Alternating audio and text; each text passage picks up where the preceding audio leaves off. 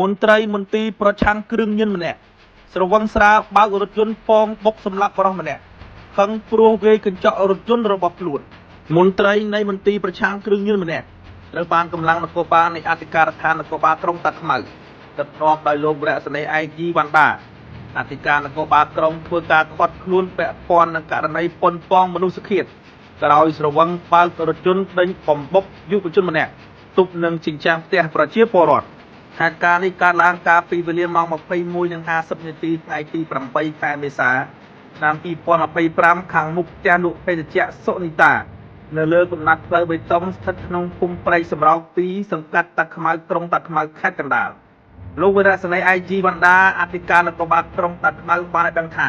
យុវជនរងគ្រោះឈ្មោះផលវុធីភេទប្រុសអាយុ 32 ឆ្នាំមានទីលំនៅភូមិដំណាក់សង្កែសង្កាត់ព្រៃទំពឹសខណ្ឌដង្កោរាជធានីភ្នំពេញមុខរបរបុគ្គលិកក្រុមហ៊ុនត្រូវរបួសចំស្បានិងជើងខាងឆ្វេងចំណែកជនសង្ស័យមានឈ្មោះសែមវិចទ័រ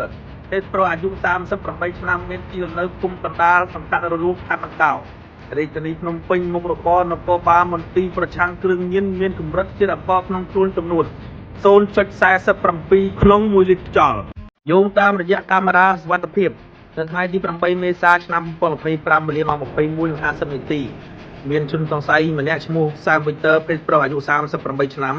បានបើករថយន្តមួយគ្រឿង Ford Ranger ពណ៌សស្លាកលេខភ្នំពេញ 2AY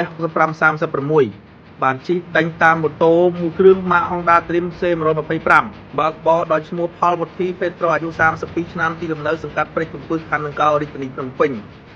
លុះមកដល់ផ្លូវបំបែកជា3ដោយសារខ្លួនជិះម៉ូតូក្នុងល្បឿនលឿនក៏បានរេចង្កូតដួលនៅមុខផ្ទះលោកពេជ្រពេលនោះរថយន្តខាងលើបានបើកមកតាមពុកពីក្រោយបញ្ចូលទៅពុករបងផ្ទះប្រជាពលរដ្ឋនៅក្បែរនោះ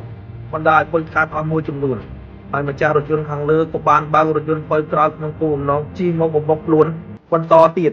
ប៉ុន្តែរថយន្តនោះខូចទៅមុខមិនរួចស្រាប់តែអ្នកបើករថយន្តនោះបានចុះពីលើរថយន្តវាយខ្លួនជាច្រើនដៃបន្ថែមទៀតពេលនោះក៏មានប្រជាពលរដ្ឋមួយជួយឃាត់តាមការបំភ្លឺរបស់ជនរងគ្រោះឈ្មោះផលវុធីភេទប្រុសអាយុ 27 ឆ្នាំមានទីលំនៅភូមិដំណាក់សង្កែសង្កាត់ព្រៃកំពឹសរាជធានីភ្នំពេញជិះម៉ូតូមួយគ្រឿង Honda Dream ស្លាកលេខ 1KS 4177 ពណ៌ក្រហមបានឲ្យដឹងថានៅថ្ងៃទី 8 ខែមេសា ឆ្នាំ 2025 មុនពេលកើតហេតុមានរថយន្តមួយគ្រឿង Ford Ranger ពណ៌សស្លាកលេខភ្នំពេញ 2AY 6536បានស៊ីផ្លេនិងទាម៉ូតូខ្លួននៅចំណុចមុខប៉ុស្តិ៍នគរបាលរដ្ឋបាលព្រៃកំពឹសពេលនោះខ្លួនក៏បានជិះតាមពីក្រោយរហូតដល់ចំណុចស្តុបតាលុនស្តុបតាក្បាលក្រហមរថយន្តខាងលើក៏បានឈប់ចាំធ្វើស្តុបពេលនោះខ្លួនក៏បានឈប់ម៉ូតូក្បែររថយន្តនោះហើយធ្វើការគោះកញ្ចក់ទ្វារខាងតាមចំនួន2ដងបន្ទាប់មកខ្លួនក៏បានជិះម៉ូតូបត់ស្ដាំតាមបណ្ដោយផ្លូវលេខ 21A រថយន្តខាងលើបានជិះដេញតាមពីក្រោយរហូតដល់តារាសានការតែងឬបត់ពេលចូលទៅផ្លូវបេតុងនោះដល់ផ្លូវបំបែកទី3បានមកតាមបុកពីក្រោយទៅចូលទៅបុករបងផ្ទះប្រជាពលរដ្ឋនៅក្បែរនោះបណ្ដាលឲ្យខាត់អស់មួយចំនួនបន្ទាប់មកមានសមត្ថកិច្ចចូលទៅជួយការផាត់ខ្លួនអ្នកបើកបររថយន្តយកមកដាក់ខ្លួននៅអធិការដ្ឋាននគរបាលក្រុងតាខ្មៅចំណែកខ្លួនត្រូវបានក្រុមគ្រួសារបញ្ជូនទៅសង្គ្រោះនិងព្យាបាលនៅទីពេទ្យទេជំនះតាមការសាកសួរជនសង្ស័យបានឆ្លើយថាគាត់ពិតជាជិះរថយន្តមុខម៉ូតូជនរងគ្រោះប្រប៉ាត់ម៉ែត្ររួមទាំងជនរងគ្រោះបានវេកញ្ចក់រថយន្តរបស់គាត់